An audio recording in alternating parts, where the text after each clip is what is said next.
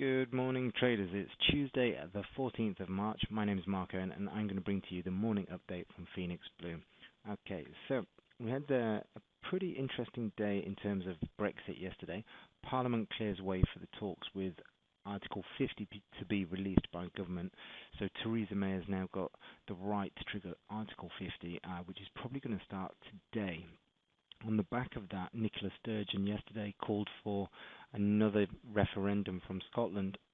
So this could be the beginning of another almighty year of ups and downs for the GBP. The referendum set to take place next autumn, I believe was the mention. And then overnight, we had the Chinese industrial production coming in as forecast. Maybe didn't really have any implications on the chart, but what we have seen this morning is continued, or I should say, the return of the dollar bull slightly after a sell-off last week and into the close of non-farm payroll. So what do we see from the dollar index? Well, it's a little bit of a mixed picture right now. So what I've highlighted is the three grey boxes that you can see could be the potential start of a head and shoulders on the weekly chart. And you can see these tips of wicks through here defining the market highs each week. So basically bulls have tried to push the price up and then they've rejected. Same as what happened here and here. Now we are sticking to this short-term trend line, and whenever we're sticking to this, we've got to remain bullish for now.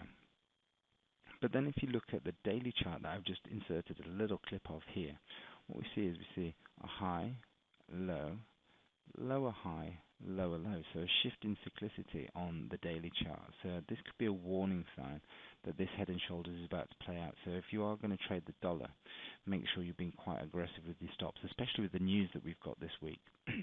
Excuse for the little croak in my throat. Okay, so euro dollar, the investor insight pack called euro short at 10707. Target 1 has been hit, so well done for all the traders that took that trade. And it just shows that, I know looking at this chart right now, you're probably thinking, why was 1.0707 a key number for you? Well, by the way that we analyze the market here at Phoenix Blue, we use multiple fibs and different types of analysis, tips of wicks, etc. And where we find these all correlate, then we'll look at potential shorting entries, or should say a potential entry. In this instance, it was a short for euro, and it's worked out extremely well, so it's a great way to start the week. Dollar yen, if we look at this, it broke out of its bull flag that we can see here, or channel, and it's come up to the 1550 area, and it rejected again. As we've seen over here, it was support, then it was resistance, then it became resistance again. It's not really in a zone that I want to be buying. Remember, we bought down here, we saw it come back, retest, and then it's gone off quite nicely.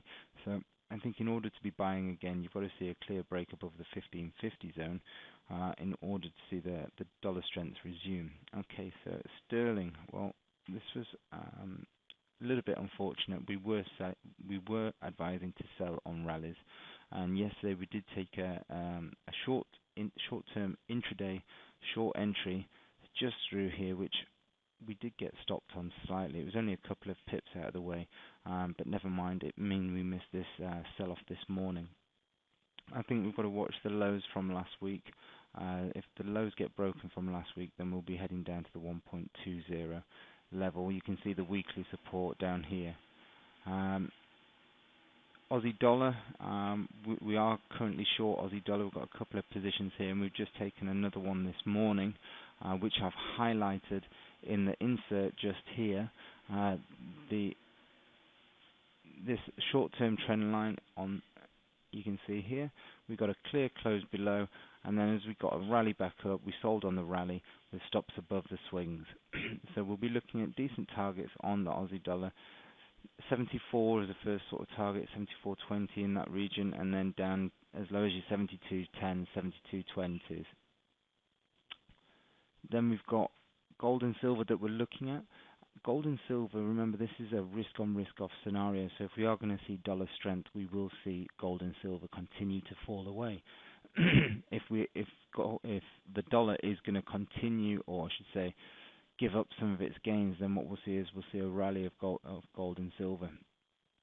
So whatever we're anticipating the rate rise, we've got to look and our bias remain on the short side to gold and silver. If the rate rise doesn't come, then obviously we have to shift our bias very, very quickly. So areas that we're looking to get short, I've highlighted on the chart here. We were short silver from 1830s up here, but now we're looking at a potential opportunity in around the 1730 zone here. With gold, we'll be looking to get short in and around the 1212 to 1222 area, and we'll be looking to bring this down to around the 1180s as initial sort of targets. So quite a quick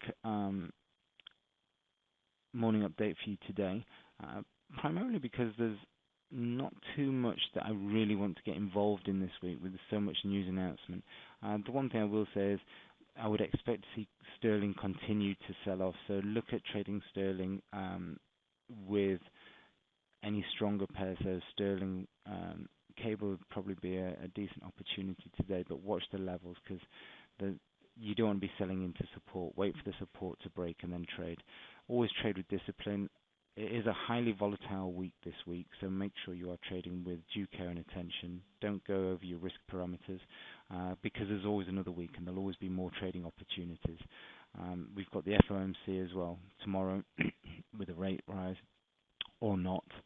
So on the back of that, we could get some fantastic central bank divergences, i.e. monetary policy divergences between central banks, which should, in theory, create a long-lasting trend for the foreseeable year if we get what is being told. So trying to be patient and take extremely good setups. And if you're not taking extremely good setups, then you're just trading for trading's sake, and that'll lead you down a dark path. All right, guys. Well, listen, stay disciplined. Would love to hear your stories. If you're taking any of the trades that we're calling out, please let us know. Share with your friends. Tell us what you think of the channel. If you'd like us to talk about a particular chart, drop us a line. All right, have a good day. And if you haven't registered, I forgot one more chart, cocoa. So we are looking at cocoa. That was me jumping the gun. If we are looking at cocoa, there is this short-term trend line now. A few of our traders took it with a buy limit at the 1900 for about the second or third time. What I'm waiting for now is a break of this short-term trend line to then potentially add in because it is showing significant resistance.